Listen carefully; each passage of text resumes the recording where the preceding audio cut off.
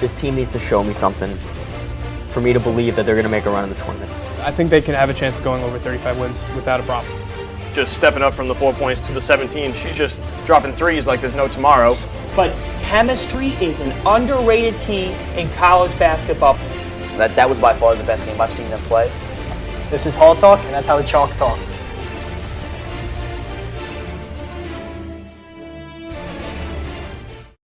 With March right around the corner, the madness began tonight here in the Prudential Center. Good evening and welcome to a special edition of Hall Talk. I'm George Balekji, joined alongside Sean Saint-Jacques, and an 18-point victory, 70-52 over the Providence Friars is what the Seton Hall Pirates pushed to. They led 25 points by Isaiah Whitehead to accompany him with 9 assists as well. Sean, in a game like tonight, the Pirates get the sweep of the Providence Friars. They also get their first 20-win regular season since 2004. The Pirates also get their 10th win in Big East play. Everything's looking towards the way that they'll be playing come March. Oh, absolutely. George, this was a huge win for Seton Hall. This was a game that both teams needed. Providence needed this just as much as Seton Hall did. Isaiah Whitehead really stepped up tonight. First time Seton Hall's had 20 regular season wins and 10 conference wins since the 03-04 season. Got to finish strong, continue to play solid. Xavier's coming in. They're coming off a huge high of beating the #1 team in the country on their home floor. And Xavier, that's a big game. Isaiah talked about it, obviously, staying consistent, continuing to play solid defense like they did tonight. They shut down Chris Dunn. Ben Benzel struggled in the first half, came to life in the second half. Seton Hall was able to weather the storm and close the game out. Speaking about Isaiah Whitehead, our very own Olivia Mulvihill was able to catch up with him after the game. Isaiah, you went 25 points tonight, 9 assists. What went right for you? Basically, my shot was falling, and then that second half, I really tried to find my teammates and really get them going. I think we got out to an 8-0, 6-0 run in the second half, so that really sparked us a lot. And from there, the sky was the limit. I think we took advantage of it. How did you look to lock down Dunn tonight and the rest of Providence's offense? It was basically just about getting after him and really trying to frustrate him as much as possible, really always having another guy right there. He was never in an ISO situation, so it was just about really getting after him and really making every shot hard for him. So I think we succeeded at that. No, you guys have a big game against Xavier on Sunday. What's your key factor going into this game? Really getting ready for that 1-3-1 zone. They have a tremendous 1-3-1 zone that we struggled against at Xavier. So, I mean, we're really going to get together and practice tomorrow and really try to work on that and see ways we can score in it. Thank you very much, Olivia. Now, Sean, 14 NBA GMs and scouts sprinkled throughout the stands here in the Prudential Center. They all came to see one guard play, and his name is Chris Dunn. Everyone was treated by the performance of Isaiah Whitehead, but Chris Dunn, not a single assist in today's game, just 8 points total. He was feeling under the weather, but you have to give credit to the defensive play that was against him, and that came from Derek Gordon. I don't know if last year, defensive consistency was an issue. And Derek Gordon has come in and provided that leadership for the overall, for any situation that the Pirates have gotten into this season. They've looked to Derek Gordon to lead them through it. Defensively, he's just so consistent. He's a defensive stalwart. He's constantly guarding the best player on the opponent's team. Chris Dunn was under the weather tonight. Even if he wasn't under the weather, Derek Gordon showed in the last game how well he's played against players like Chris Dunn's caliber.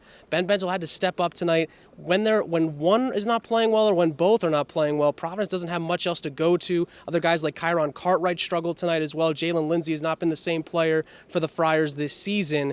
That's why they struggled. And really, it's a big reason why you mentioned the Seton Hall defense, not just Gordon, but also Ishmael Sanogo down low. Ben Benzel started out 3 of 16 because of how well Ishmael Sanogo and guys like him, Enzi and Delgado, played down low against him. And Delgado also had a double-double again tonight. Consistency rebounding the basketball was so important again. Of course, Angel Delgado, the double-double machine. He was the one that battled down in the paint with Ben Benzel, who was the leading scorer for the Friars. Well, after the game, our Dylan Schreibman caught up with the sophomore from the Dominican Republic. Thanks, George. I'm Dylan Schreibman here with Angel Delgado. Angel, another big win tonight against Providence, 70-52, and another double-double for you. How does it feel? I'm feeling good that we got our 10th win in the Big East. Feeling great right now and feeling with a lot of confidence. Providence, late in the second half with about 7 minutes to go, cut the lead to single digits. What was your mindset at that time? I used to tell this guy that we got to stay focused, and no matter what, we got to keep playing hard. What are the keys coming as a top 5 team in Xavier comes in on Sunday? And we just got to play hard. They are a really good team, but in our house, we got to protect our house, and we got to get this win on Sunday. Thank you very much, Dylan. Now, Sean, We spoke with Isaiah Whitehead previously, and like I said, the GMs, the scouts, they all showed up. He was the main attraction today. 25 points, just 1 point shy of tying career high. 9 assists, another assist high of tying her career high as well. Kevin Willard spoke about him. He said he never looks at that. He just plays the game. He realizes that it's not all about him, it's about the win. Even after the game, he said he wasn't looking forward to playing Chris Dunn. He was looking forward to get a win. I mean, what do you pull away from the showing that the sophomore from Lincoln High School had? You know, one of the things, Isaiah Whitehead, we know how good of a scorer he is. We know how good of a passer he is. He showed both of those skills off tonight. One of the things that impressed me, and he's continued to work on this, is his efficiency. 8 of 12 from the field. When he's able to score that many points, 25 points on just 12 shots, so efficient, really has worked on that three-point stroke with Steph Curry on his own over the offseason. It has shown how smooth he is off of screens, how smooth he is driving inside, and we know how good, he had that unbelievable behind-the-head pass to Angel Delgado, or rather to Desi Rodriguez cutting baseline, which was incredible. What didn't he do tonight? He was fantastic. Mr. Wonderful, he even led the team in blocks with 4 of them. Now, you look ahead. He is the guy. He does everything for this team. He's a facilitator. Now they have to host who is now number 5 Xavier, just knocked off number 1 Villanova. It'll close out their homestand. Derek Gordon will be the lone senior honored that afternoon. Tip off at 12:30, Sean.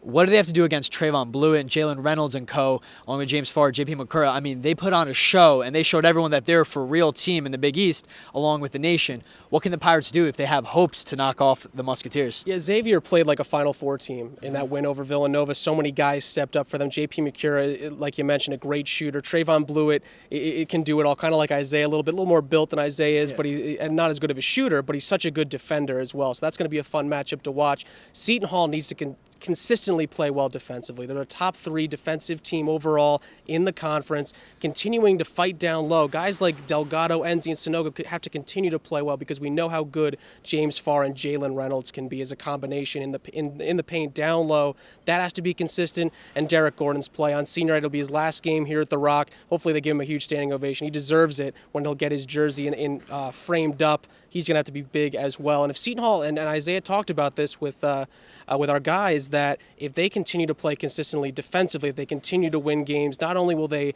go into the Big East tournament on a high note and likely with a high seed, they could be playing deep into March as well.